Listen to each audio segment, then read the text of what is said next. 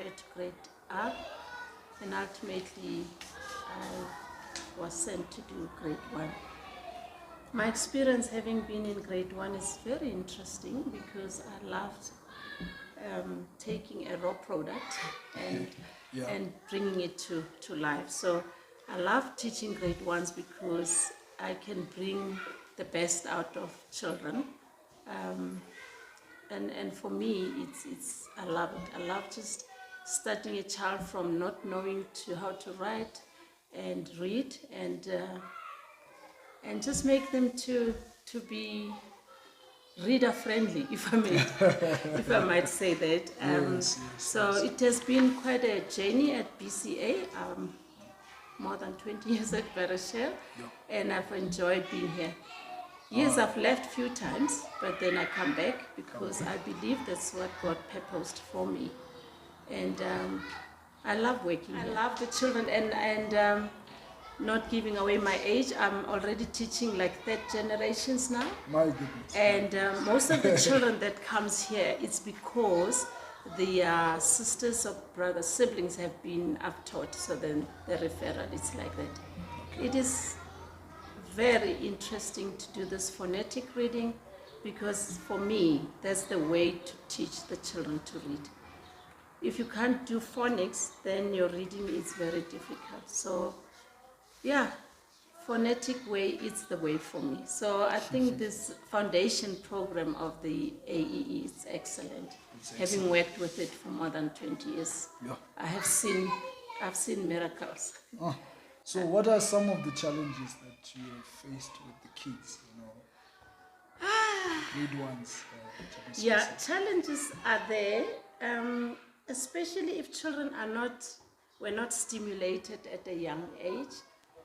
Then the cognitive, it's not there, so they struggle a lot because learning is not from school only. Learning starts from home when the parents introduce children to basic stuff, vocabulary, words. If you talk to a child and say bring me a cup, you must mention it, not just point at it. So communication from home with parents and instilling that vocab into the children, it helps a lot as the children come to formal schooling. So it is very important. Those are the challenges that I have. The other challenge, do you want to know this? Yes. It's when you have a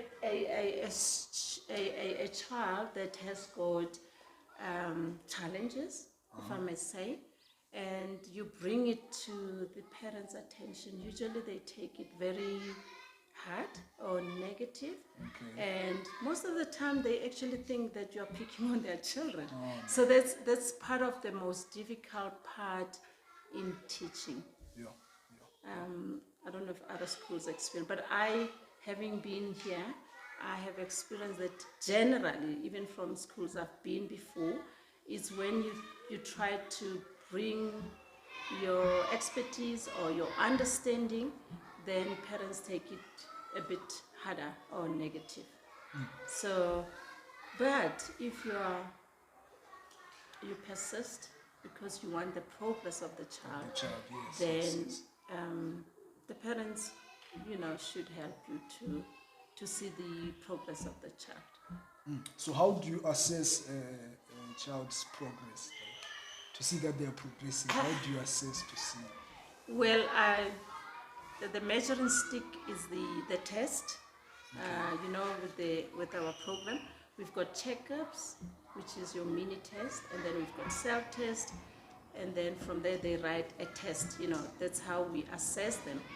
And before that assessment of doing PACE tests, when they finish the 36 weeks of learning to read, we then give them an assessment called post-test. Now that test assesses the child to see if the child is proficient in reading, if this child has made a progress.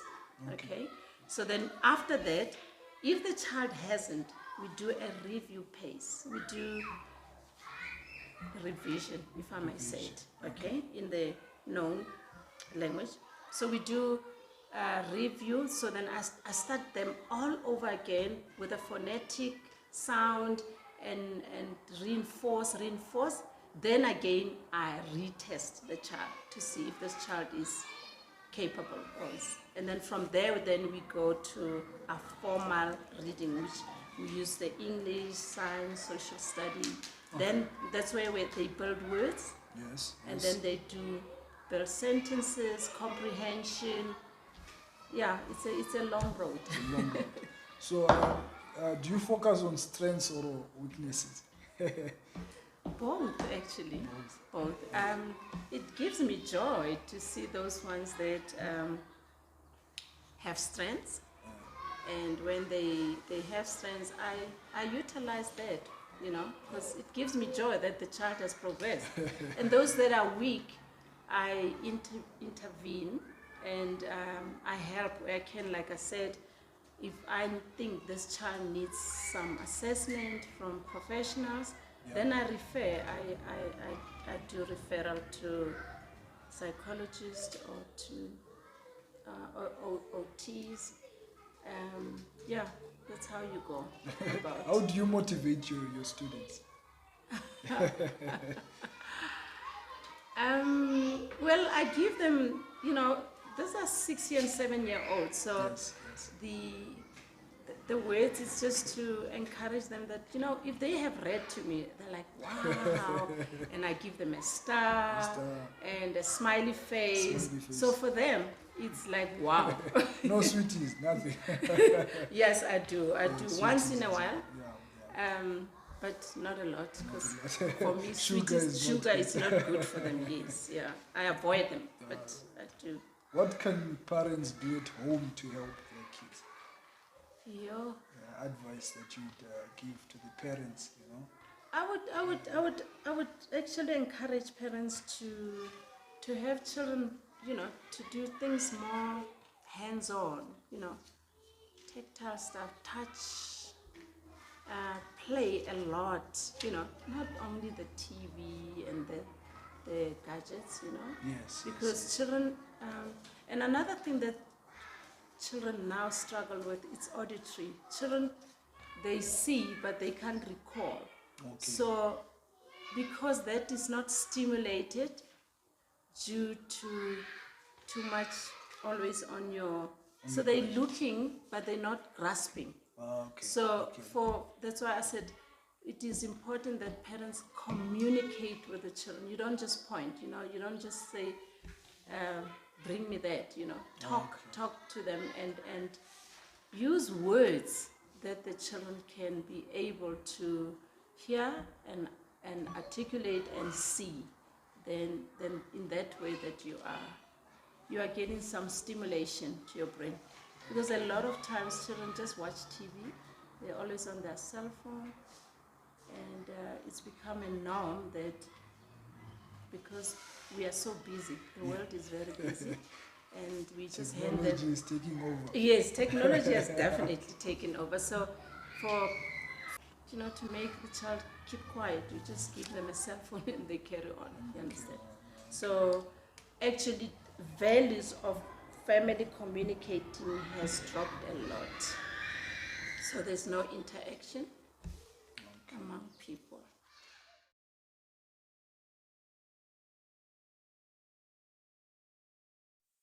Good day, Congratulations.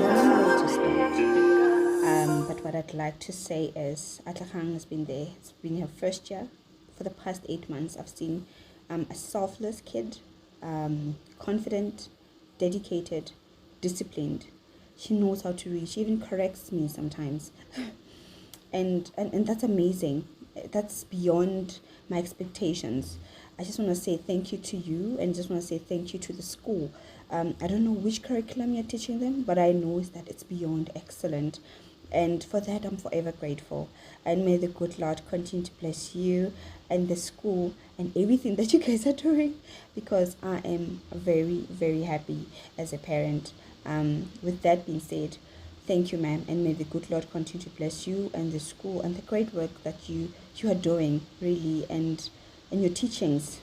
Thank you so much. Stay blessed. Good day, everyone. My name is Sweetness Mavitla. I am Amantla's mother in grade 1 in Mrs. A's class. I remember the first time when I brought my daughter to the school. I was scared if she will adapt, if she will be able to be accommodated in the school, as she's very shy and sensitive. I now can proudly say my daughter can read, can write, and she has even taught me how to pronounce proper words, because we always fought about the pronunciation of the words. So, Mrs. A, this is your calling. It's not a profession for you, and you really are a godsend to our kids. Academically, my child, I'm so happy with her performance. I'm happy she can even read things from magazines on her own. I don't have to sit up and help her do homework. She does her homework on her own. I am so happy, and big ups to Mrs. A. May God keep you for the sake of our kids. May God keep blessing you, keep giving you strength. Barachel Christian Academy is the best choice that I ever made for my daughter, and I love the Christian values that are being instilled into my child. She can even reprimand her peers when they are swearing and tell them that God does not want that. Thank you so much.